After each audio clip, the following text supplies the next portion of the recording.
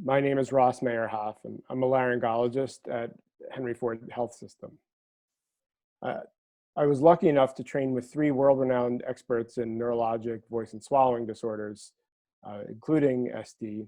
And those were Al Hillel, Al Merati, and Tanya Meyer. And some of you may have run across some of them at other meetings. Neurologic voice and swallowing disorders do make up a large portion of my practice, and I'm really, again, honored to be speaking to you today. So we were all looking forward to having a symposium in the Detroit metro area to commemorate the 30th anniversary of the NSDA, but obviously plans have changed. This was a photo taken to show our interdisciplinary clinic for the website, collaborating with my colleague, speech pathologist Anjali Lodavia, and our project coordinator, Lisa Schleip, posing as the patient. Other than the fact that I'm not wearing gloves in the picture, this is pretty much how things went up until the middle of March. Here is what I looked like volunteering for nasopharyngeal swabs in the emergency department, and is also how I'm dressing for scopes in the clinic. I have an N95 mask with a surgical mask on top, the face shield, gown, and double gloves. And now that we're seeing patients in person again, we're starting to see the major impediment to communication that this causes. So I can only imagine how much more difficult that is for someone with a voice disorder, and a voice disorder that has been, for many people, without treatment for the last month or two. So just want to express my sympathy for people dealing with this and say thank you for staying home and staying safe. And it varies across the country, but a lot of us are starting to do vocal fold injections again. Hopefully it will get you guys back to feeling a little bit better.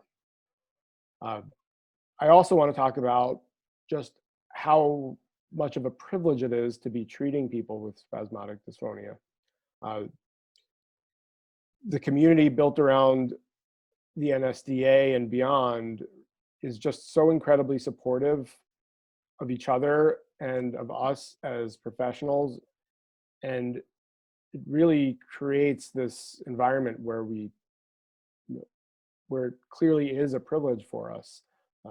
Looking at some of my senior colleagues and mentors who have been doing this for 10, 20, 30 years, they have some of the same patients for that period of time.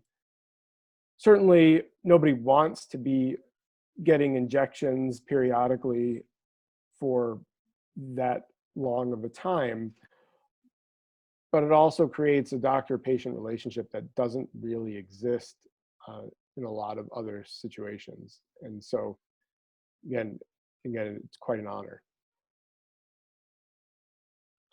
So I have no disclosures, though I will likely call botulinum toxin by a specific brand name during the course of this talk.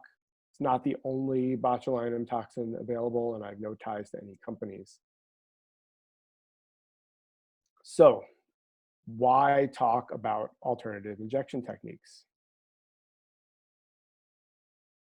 This probably is not a surprise, but patients with spasmodic dysphonia are not all alike. People can vary in how the condition presents, in their response to treatment. Their anatomy can vary. Also, their voice needs. And that can vary even within the same person over a lifetime, let alone among different people. Different people have different levels of tolerance for procedures. And it's not just ADSD. It is the most common type of laryngeal dystonia. There are other types, and there are some related disorders that may benefit from botulinum toxin treatment. I'll be speaking about several of these, although the ones in gray are a bit outside the scope today.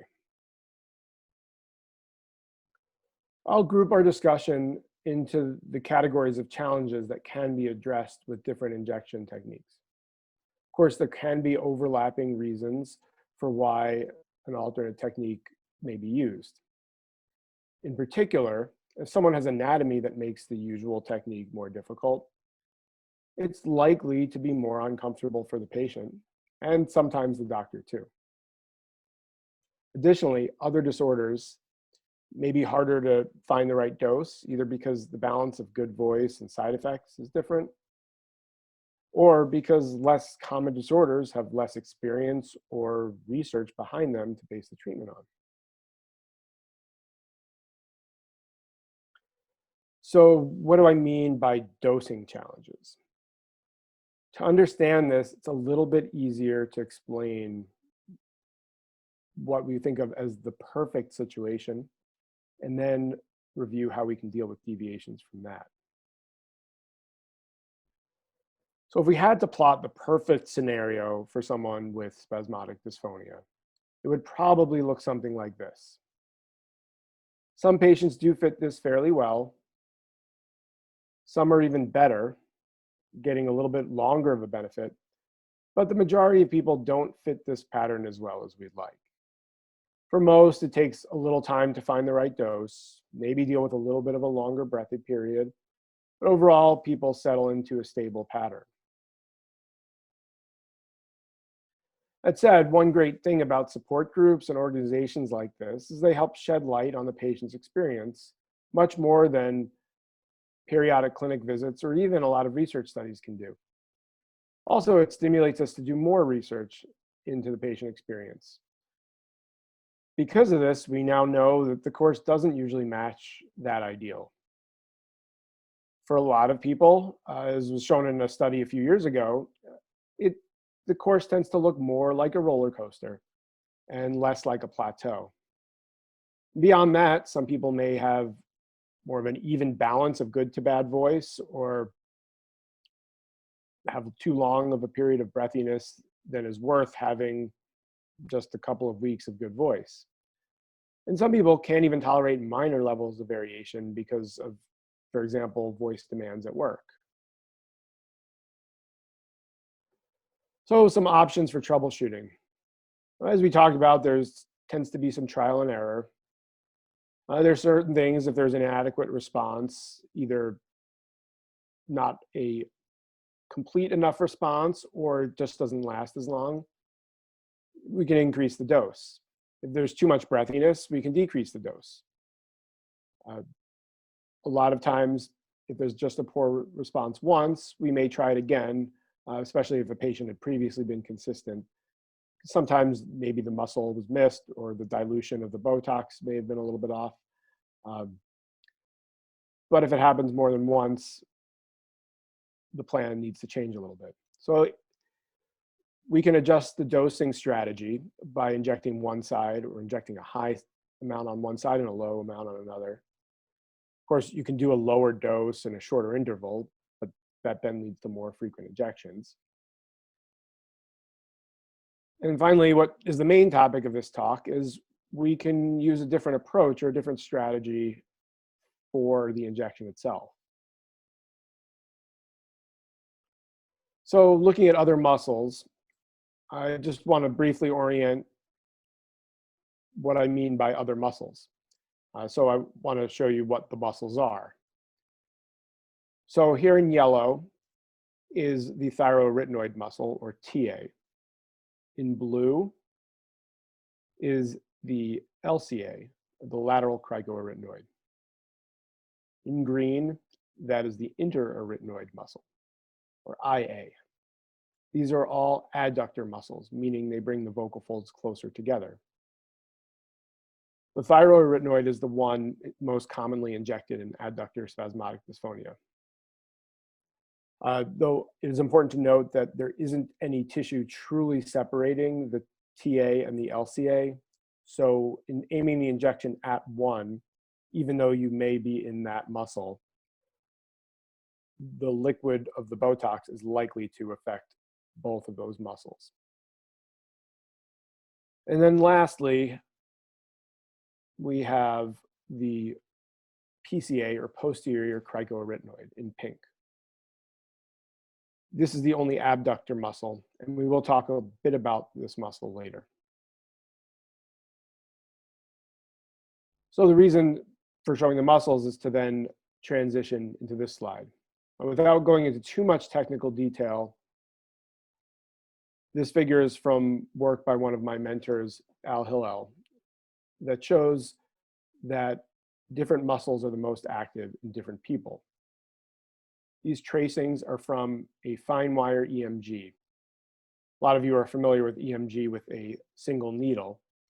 In this case, there are 3 very, very fine wires, one in each adductor muscle. And the top line here is actually a microphone recording the voice. And then each of these lines is a different muscle. Each of these panels is from a different patient. And what you can see here is this patient has the most activity in the thyroarytenoid muscle. This patient has the most activity in the lateral cricoarytenoid. And this person has the most activity in the interarytenoid. So what that shows is if you're not getting the ideal response from the thyroarytenoid muscle, it's possible that we could aim for a different muscle that may be the one that's more active. Now I will say the interarytenoid, or IA, the one in the middle, is pretty uncommon to be a target for injection because it tends to be pretty sensitive even with numbing the airway. As far as approaching each injection, they're pretty similar, just with a slightly different angle. Now with a fairly significantly different approach, I'll talk about the false vocal fold or supraglottic injection. This can be useful when somebody experiences too long of a breathy period, despite dosing adjustments, or if they can't tolerate any breathiness, such as a teacher, at least until recently. While typical injections go directly into an adductor muscle, the supraglottic injection is done at a slight distance away into different tissue and generally uses a higher dose. The rationale is that there's a more gradual onset with less breathiness. The main downside is that it may be a little bit more uncomfortable. It definitely takes longer to do the procedure because it requires giving local, or topical rather, anesthetic. And the procedure may be done one of 3 ways, and I'll get into 2 of them later. One of them is to go through the mouth using a curved injection device. Another is to go through the neck, although it's at a slightly different location from the typical Botox injection. That's aimed at directly at an adductor muscle. And it can be done through a working channel of a slightly larger scope using an injection device that goes through the scope. Additionally, these approaches can be used for other types of injections, be it Botox, or for other conditions, we'll use it for bulking up the vocal fold or injecting steroids.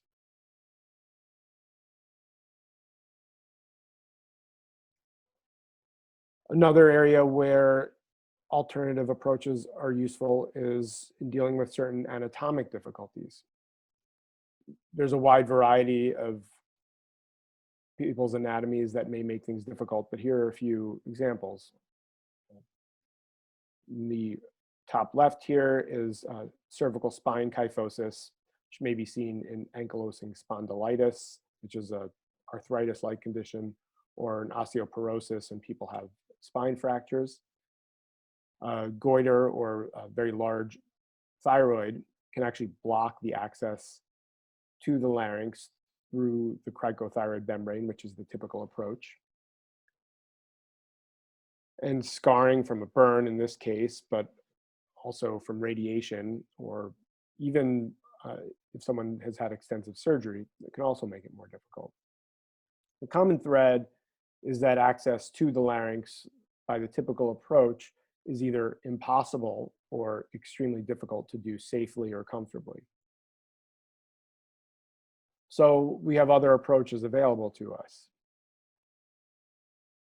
This is the transoral approach. And as I alluded to before, it's done with guidance of a scope using this or a similar injection device that goes around the back of the tongue. It's begun by numbing up the back of the throat and then going a little bit further and numbing up the actual larynx itself.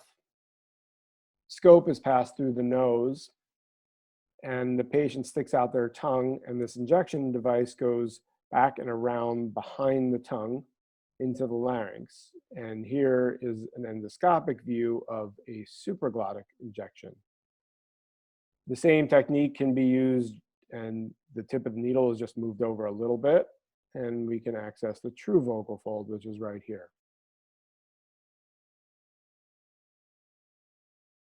Another option is the working channel injection. This is performed through a scope that has a little port on the side.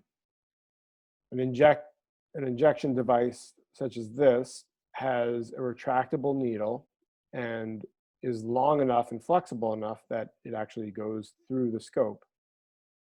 Comes out the tip of the scope, and we can direct the needle where we want it to go by manipulating the scope. Like the transoral injection, it requires numbing up the airway and takes a little bit longer because of that.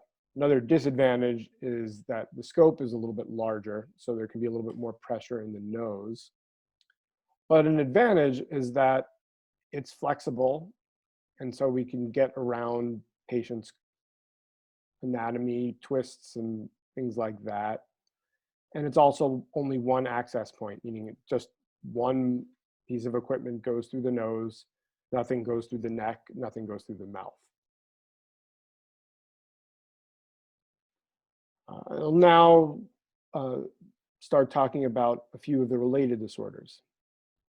There's certainly a number, and especially if we start to get into other dystonias and neurologic diseases that may cause spasticity, but these are the ones I'll address today.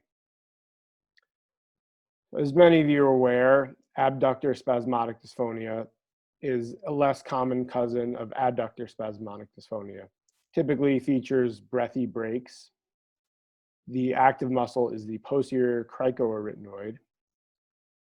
One of the challenges here is that weakening both muscles excessively can cause breathing problems. Botulinum toxin is effective, but patients often don't respond as well as ADSD patients. The injection can be approached either going through the larynx, through the front of the neck, or from the side by grasping and rotating the larynx a little bit and getting the needle around the back of the thyroid cartilage. My preference is this approach because in the translaryngology approach, we actually have to pass the needle through cartilage, and the cartilage may end up plugging up the needle, and then we have to replace the needle and start from scratch, more or less. Rotating the larynx can be fairly uncomfortable, but we don't generally run into that problem. Because of the risk of breathing problems, we have to take care with how we dose abductor spasmodic dysphonia injections. There are a few strategies can be done at the same time and just use a low dose. We can stage the injections a couple weeks apart and then have a fairly long interval in between the series of 2 injections, or stagger the injections, which once we get in a rhythm is my preference, and the patient will generally come in about every 2 months and alternate sides each time. Generally, we would scope the patient before or during the injection, depending on the approach, to make sure that the airway is adequate, that it can tolerate a little bit of weakening of the abductor or opening muscle during the injection. Move on to tremor now, which can affect the larynx primarily, or be part of a broader essential tremor. It can affect the intrinsic laryngeal muscles, meaning the muscles inside of the larynx, the ones we discussed earlier, or the extrinsic muscles, meaning the muscles around the outside. Muscles on the inside tend to cause changes in intensity, whereas the muscles around the outside are more likely to cause changes in the pitch or the sound quality.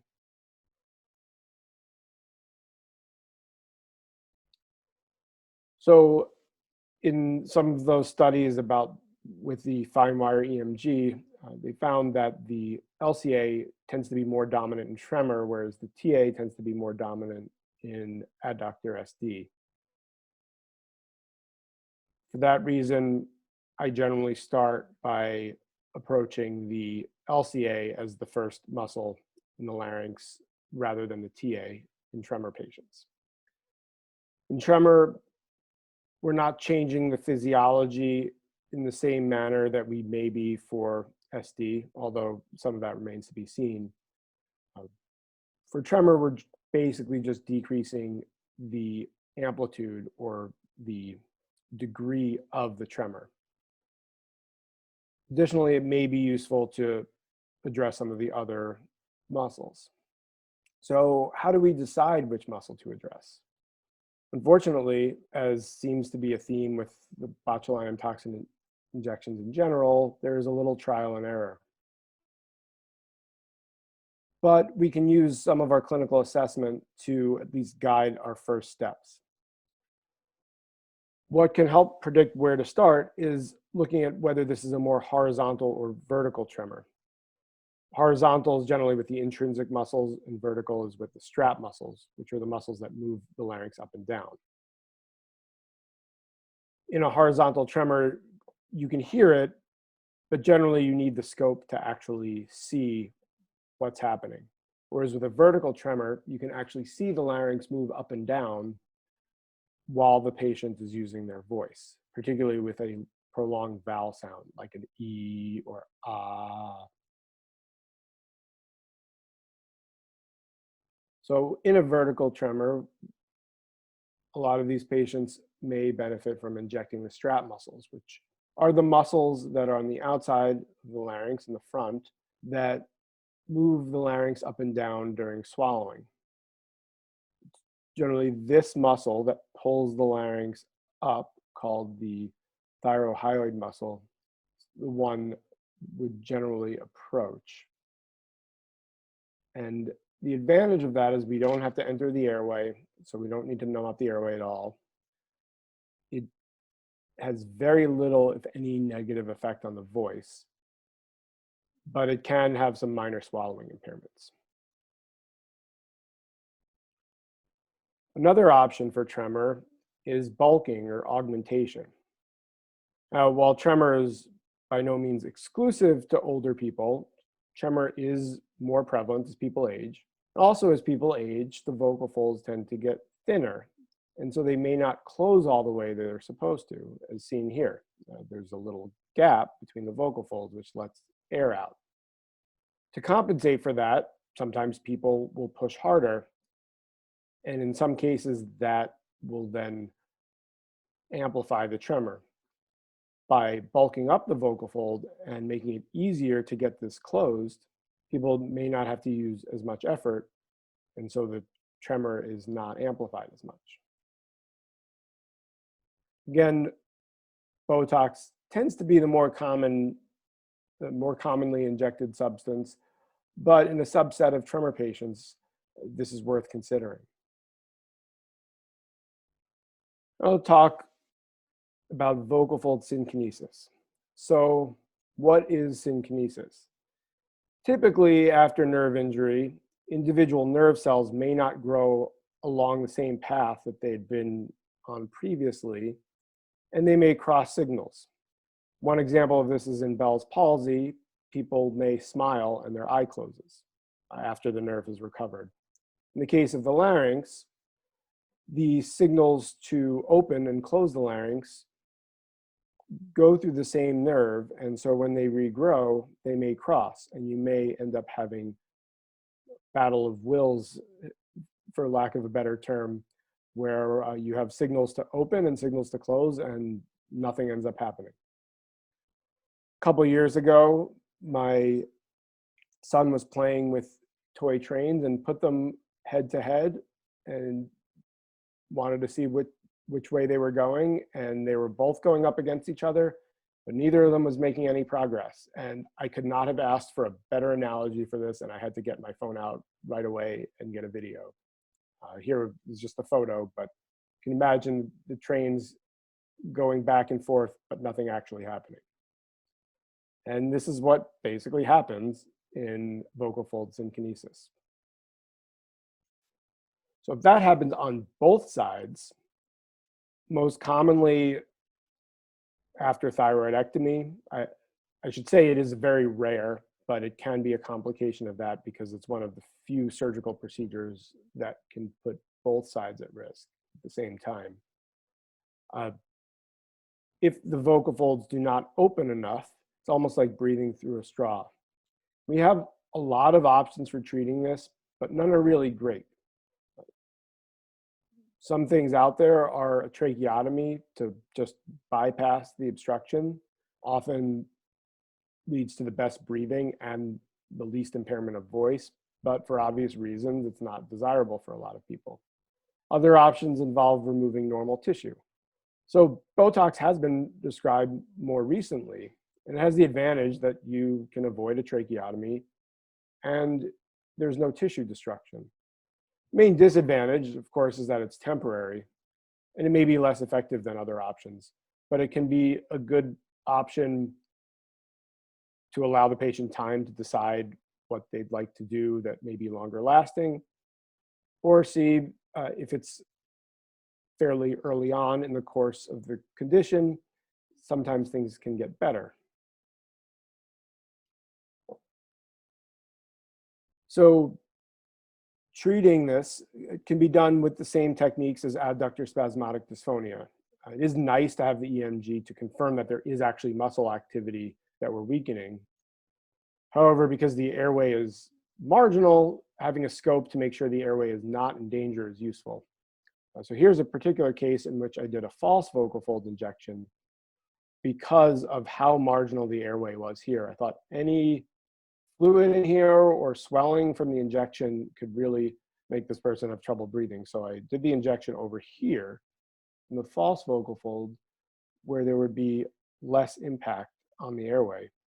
And here's a view about a month after the Botox, and still not a great airway, but you can see there's a little bit of a wider opening. And so it relaxed the adduction or closing action, and whatever residual opening action was still there.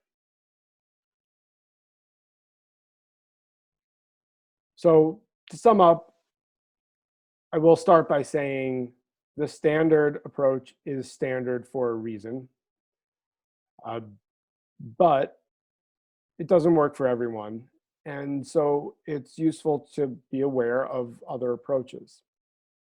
The other approaches can help treat conditions beyond just classic ADSD, but also adapt to patient needs, whether it be their anatomy, their job, or their tolerance of a procedure.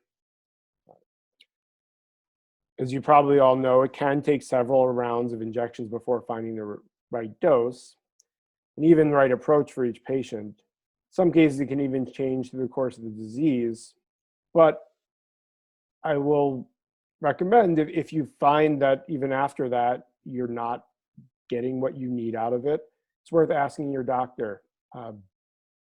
Even if your treating otolaryngologist may have one usual approach for Botox, he or she likely would be able to offer alternatives, either alternate injections or other treatment options. Additionally, we're a small group of people. We are highly trained in a variety of laryngeal procedures. And so as a small community, if your doctor doesn't typically do something one way, we're usually fairly adaptable in terms of picking up a variety of techniques. So I definitely would recommend starting with the doctor you're seeing and asking them about opinions on other options for treatment if you feel like you're not getting where you need to be. That would conclude my talk for today. I hope you'll be able to tune into the Q&A session on Saturday. And again, this has been a great privilege, and I hope to see you in Detroit in person next year.